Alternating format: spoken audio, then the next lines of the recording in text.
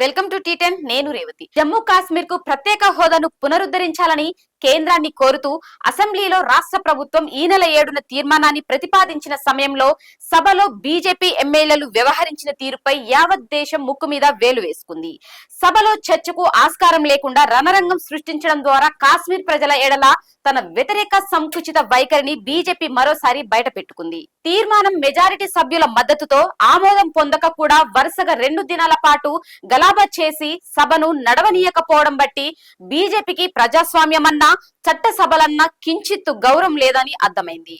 తామొస్తే జమ్మూ కాశ్మీర్ కు ప్రత్యేక హోదా కోసం శాసనసభలో తీర్మానం చేస్తామని అసెంబ్లీ ఎన్నికల్లో నేషనల్ కాన్ఫరెన్స్ హామీ ఇచ్చింది. ఆ పార్టీ నేతృత్వంలోని కూటమి ఎన్నికల్లో మెజారిటీ స్థానాలు గెలిచి ప్రభుత్వాన్ని ఏర్పాటు చేసింది. చెప్పినట్లుగానే తీర్మానం ప్రవేశపెట్టింది.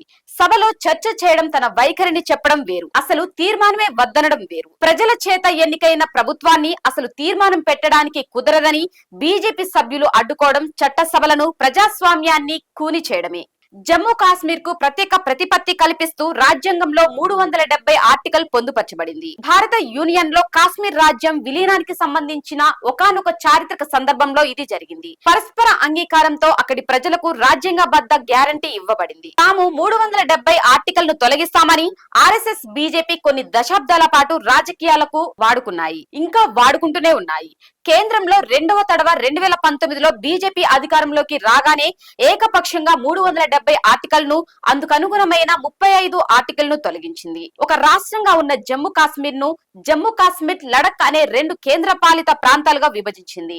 370 ఆర్టికల్ ద్వారా జమ్మూ కాశ్మీర్ కు లభించిన ప్రత్యేక హోదాను పునరుద్ధరించాలని, దానిపై రాష్ట్రంలోని ప్రజా ప్రతినిధులందరితో సంప్రదించాలని కేంద్రాన్ని అసెంబ్లీ ద్వారా కోరడం బీజేపీకి నేరంగా కనిపించింది. ఏ రాష్ట్రాన్నైనా విభజించాలంటే ఆ రాష్ట్ర అసెంబ్లీ అభిప్రాయం తప్పనిసరిగా తీసుకోవాలని రాజ్యాంగం చెబుతోంది. ముందస్తు పథకం ప్రకారమే ఆ రాష్ట్రంలో రాష్ట్రపతి పాలన విధించి గవర్నర్ తో నివేదిక తెప్పించుకొని మరి జమ్మూ కాశ్మీర్ ను బీజేపీ విభజించింది. ఈ చర్యపై అసెంబ్లీ తీర్మానంలో ఆందోళన వ్యక్తం చేయడం బీజేపీ దృష్టిలో మహాపరాధమట. ఆది నుంచి జమ్మూ కాశ్మీర్ ను, అక్కడ ప్రజలను ఆర్ఎస్ఎస్, బీజేపీ విద్వేష రాజకీయాలకే వాడుకుంటున్నాయి. కేంద్రంలో బీజేపీ జమానాలో జమ్మూ కాశ్మీర్ అసెంబ్లీకి దశాబ్దం పాటు ఎన్నికలు లేవు. 2014 నవంబర్, డిసెంబర్ లో జరిగిన ఎన్నికల అనంతరం బీజేపీ మద్దతుతో పీడీపీ నేత ముఫ్తీ మహ్మద్ సయీద్ సీఎం అయ్యారు. 2016లో ఆయన మరణం తర్వాత తిరిగి బీజేపీ మద్దతుతో పీడీపీ నేత మెహబూబా ముఫ్తీ సీఎం అయ్యారు. 2018 నవంబర్ లో మెహబూబా సర్కార్ కు బీజేపీ మద్దతు ఉపసంహరించింది. అప్పటి నుంచి నిరవధికంగా రాష్ట్రపతి పాలన కొనసాగింది. 2019లో రాష్ట్ర విభజన తర్వాత 2024లో 2 తడవలు లోక్సభ ఎన్నికలు నిర్వహించిన బీజేపీ సర్కార్ అసెంబ్లీ ఎన్నికలను మాత్రం కావాలనే ఆపించింది. 370 ఆర్టికల్ రద్దు చేశాక నెలల పర్యంతం భద్రతా బలగాల పహారాలో విపక్ష నేతల అక్రమ నిర్బంధాలతో పౌర హక్కుల సహనం సాగింది. పత్రికా స్వేచ్ఛ మృగమైంది. ఇంటర్నెట్ బంద్ అయింది. ఈ కాలంలో బీజేపీ రాజేసిన మత విద్వేషాలు, ఉద్రిక్తలకు అంతే లేదు.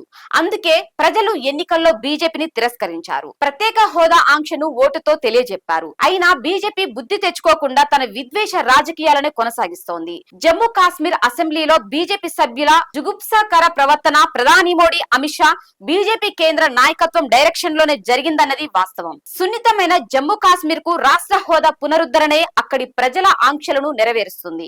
రాజ్యాంగంపై వారికి నమ్మకం కలిగిస్తుంది. ఈ దేశ పౌరులమన్న విశ్వాసం పెంపొందిస్తుంది.